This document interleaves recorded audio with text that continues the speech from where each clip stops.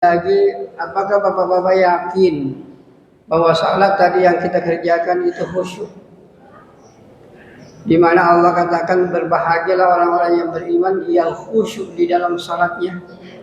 Pertanyaannya, apakah salat yang tadi kita kerjakan betul-betul sudah khusyuk kepada Allah?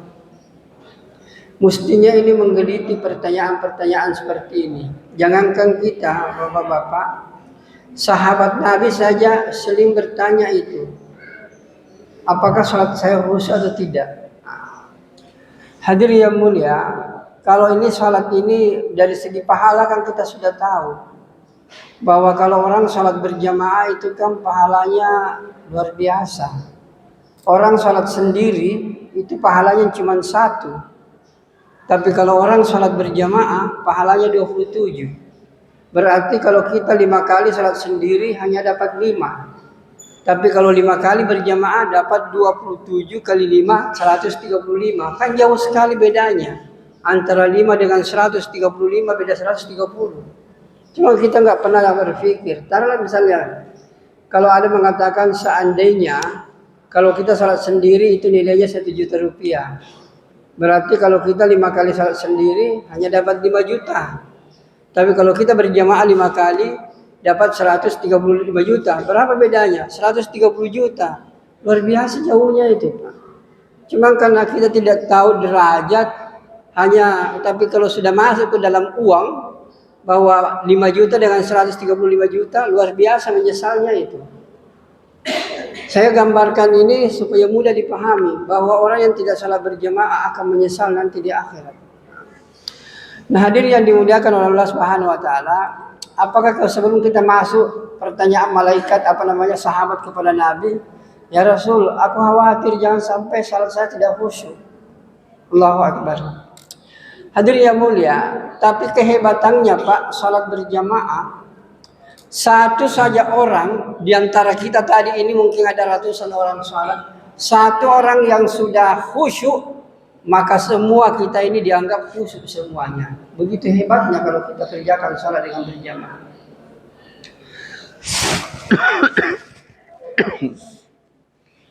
Hadirin yang mulia, apabila salat berjamaah ini sudah kita kerjakan, tidak usah ragu Pak, pahalanya itu langsung diangkat ke langit dan diterima oleh Allah Subhanahu wa taala.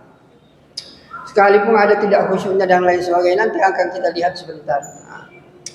Supaya kita yakin betulkah seperti itu, mari supaya mudah dipahami, bapak-bapak, kalau kita beli buah-buahan, taruhlah misalnya mangga. Kalau kita beli satu-satu, itu kan kita pilih. Oh, ini masak, ini tidak. Ini masak, ini tidak. Maka yang baik kita ambil. Begitulah kalau orang beli sesuatu, beli barang satu-satu. Kita pilih-pilih itu. Begitupun juga malaikat. Jadi malaikat itu kalau orang salat sendiri-sendiri, akan malaikat itu pilih. Oh, tadi ini dia sekalipun salat sendiri khusyuk diambil. Oh, ini tokonya dia ingat, Allah dia tidak terima. Oh, ini pekerjaannya diingat. Jadi yang baik itu yang diangkat oleh malaikat. Tapi kalau orang salat berjamaah Pak, sama kalau kita beli taruhlah beli mangga tadi. Satu keranjang misalnya mangga ini, kita katakan, "Tuang, Pak, Mas, ini berapa harganya ini mangga, satu keranjang ini?" Dia bilang, ya 1.500.000. Oke, saya bayar 1.500.000. Maka semua mangga yang ada di keranjang itu, mau baik, mau masak, mau mengkal, semuanya kita ambil. Karena kita sudah beli satu keranjang itu.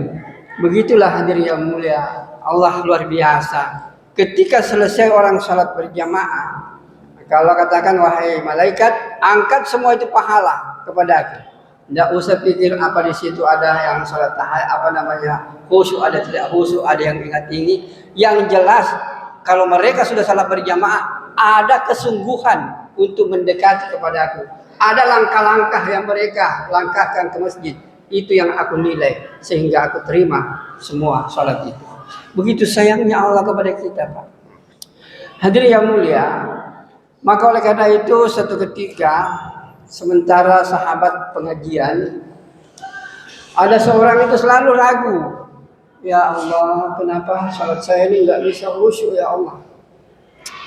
Akhirnya dalam pengajian dia bertanya kepada Rasul. Tapi itu berat sekali dia mengemukakan. Aku malu kepada Allah untuk menanyakan seperti ini. Tapi dalam dirinya selalu ada kegelisahan, ada kegelisahan. Akhirnya dia memberanikan diri bertanya kepada Rasulullah Shallallahu Alaihi Wasallam. Sebelum bertanya, sahabat yang lain mengelilingi Nabi. Kemudian dia angkat bicara, ya Rasul, izinkan aku bertanya. Ada sesuatu yang mengganjal hatiku, yang setiap saat saya ragu apakah salat saya ini diterima atau tidak. Hadirin yang mulia, ketika keadaan itu sudah tegang, sekalipun Rasulullah memperlihatkan wajah dengan penuh kewibawaan, dia bertanya, ya Rasul, yang aku ingin tanyakan, kira-kira kalau salatku ini tidak khusyuk, apakah betul Allah terima? Karena saya yakin berat rasanya untuk menggapai salat khusyuk ini, ya Rasul. Apa langsung Nabi jawab? Nabi lama Pak. Nabi tidak jawab langsung. Nabi tafakkur dan Nabi nangis. Nabi nangis dan seluruh sahabat nangis Pak. Begitu susahnya untuk menggapai itu salat khusyuk. Nabi tidak langsung jawab. Nabi katakan, wahai sahabatku, ketahuilah, setan itu enggak pernah berhenti mengganggu kita. Setan itu tidak pernah mengganggu manusia. Yang paling diganggu oleh setan itu adalah salat. Bagaimana salat ini tidak khusyuk? Itu yang diganggu luar biasa oleh setan itu. Nangis Nabi. Sahabat nangis semuanya Pak. Begitu susahnya menggapai yang namanya salat khusyuk ini. Hadirin yang dimuliakan oleh Allah Subhanahu wa taala. Kemudian Nabi menjelaskan, wahai sahabatku, ketahuilah, untuk menggapai salat khusyuk itu betul-betul satu perbuatan yang luar biasa, memerlukan perhatian khusus, energi, kemudian pemikiran yang sungguh-sungguh agar salat itu bisa betul-betul khusyuk. Hadirin yang mulia, kemudian Nabi katakan begini, wahai sahabatku, kira-kira kita kan ini ciptaan Allah semuanya. Allah ciptakan kita, Allah memberikan kita rezeki, Allah memberikan fasilitas hidup. Kira-kira kalau ada seorang ibu, jadi Nabi itu tidak langsung jawab Pak. Kira-kira kalau ada seorang ibu, itu anaknya mulai belajar jalan. Kemudian dia simpang anaknya di sebelah sana, kemudian dia panggil, nak ayo jalan, ayo jalan. Jadi kalau anaknya ini jatuh, itu dengan penuh kasih sayang, dia kasih berdiri lagi itu anak. Kemudian dia panggil lagi jalan. Hadirin yang mulia, Nabi katakan kira-kira ibu itu kenapa berbuat begitu? Karena dia betul sayang kepada anaknya. Satu kali saja jatuh dia peluk, tapi karena dia harus berjalan, maka dia akan latih kembali. Nah, jalan. Nah, kesungguhan anak ini berjalan kepada ibunya, itulah Nabi katakan yang dinilai oleh Allah Subhanahu wa taala. Hadirin yang mulia, jadi kesungguhan kita Pak, kesungguhan kita, perhatian kita, usaha kita untuk betul-betul salat dengan khusyuk, itulah khusyuk yang sesungguhnya. Saya ulangi nih Bapak-bapak, ini penting. Tapi kita ada usaha. Ada usaha agar salat kita ini khusyuk. Ada usaha agar seluruh bacaan-bacaan ini kita pahami. Tapi itu selalu diganggu oleh setan. Setan itu luar biasa. Sedikit saja ganggu kita. Sedikit saja dimiringkan kita. Makanya bapak-bapak, ungkapan-ungkapan dalam salat itu Allahu Akbar. Kita ruku Allahu Akbar. Kita i'tidal Allahu Akbar. Atau sami Allahu liman hamidah. Untuk apa sebenarnya kata-kata itu? Itu untuk mengembalikan kita dari melenceng kemudian kembali ke rel.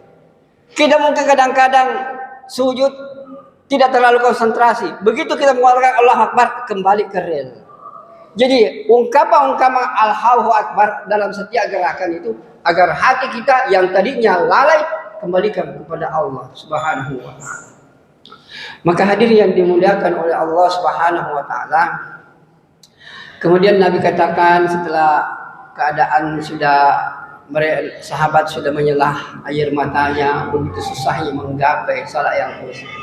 Kemudian Nabi katakan, wahai sahabatku, ketahuilah, itu tadi ibu yang begitu sayangnya kepada anaknya. Kalau dia jatuh, dia peluk, tapi dia kasih berdiri lagi, jalan lagi. Ketahuilah sahabatku, kasih sayang Allah kepada manusia lebih hebat dibanding kasih sayang ibu kepada anaknya. 1:70.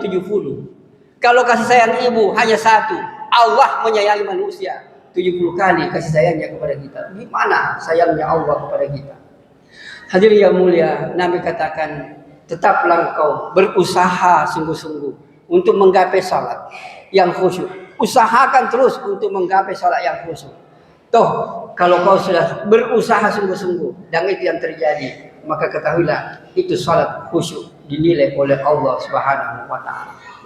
Jadi hadirin yang dimuliakan oleh Allah, begitu sayangnya kepada kita, kesungguhan kita untuk menggapai salat khusyuk, langkah-langkah kita menuju ke masjid, semuanya itu dinilai oleh Allah Subhanahu wa taala. Pokoknya kalau kita salat berjamaah Pak, seperti orang beli mangga, habis dibeli langsung diangkat. Maka kalau orang salat berjamaah, begitu diucapkan assalamualaikum kiri dan kanan, langsung pahala semuanya diangkat ke langit, yakin insyaallah diterima oleh Allah Subhanahu wa taala. Oleh karena itu, ajaklah saudara-saudara kita, mungkin tokonya dekat dengan kita atau rumahnya dekat dengan kita, ajaklah untuk salat berjamaah. Karena inilah kekuatan dahsyat Islam apabila semua manusia mau salat berjamaah. Yakin saja Pak, kalau penduduk satu negeri semuanya salat berjamaah, enggak usah ragu, Allah akan turunkan keberkahan dari langit. Allah akan munculkan keberkahan dari bumi, sehingga umat di tempat itu akan enak menjalani kehidupan. Kuncinya tegakkan salat berjamaah. Mudah-mudahan penjelasan ini memberikan motivasi kepada kita untuk sering kita memanggil, ajaklah saudara-saudara kita untuk menghidupkan salat ini dengan berjamaah. Mari kita berdoa. Bismillahirrahmanirrahim. Alhamdulillahirabbil alamin, hamdan na'amin, hamdan syakirin, hamdan yuwafi ni'amahu wa yukafi mazidah. Rabbana lakal hamdu wa lakal syukru kama yanbaghi li jalali wajhikal karim 'azimi sultanik. Allahumma hdina wa hdi bina wa hdin nas jami'a waj'alna sababan liman ihtada. Allahumma hdina ya Allah ila siratikal mustaqim. Ya awwalal awwalin, ya akhiral akhirin, ya dzal quwwatil matin, ya rahimat du'afa wal masakin. Allahumma taqabbal minna salatana wa siyamana wa tarawihana wa sujudana wa jami'a amalina ya arhamar rahimin. Allahumma ighfir lana wa liwalidayna warhamhuma kama rabbayana shighara. Rabbana atina fid dunya hasanah wa fil akhirati hasanah wa qina adzaban nar. Al-Fatihah.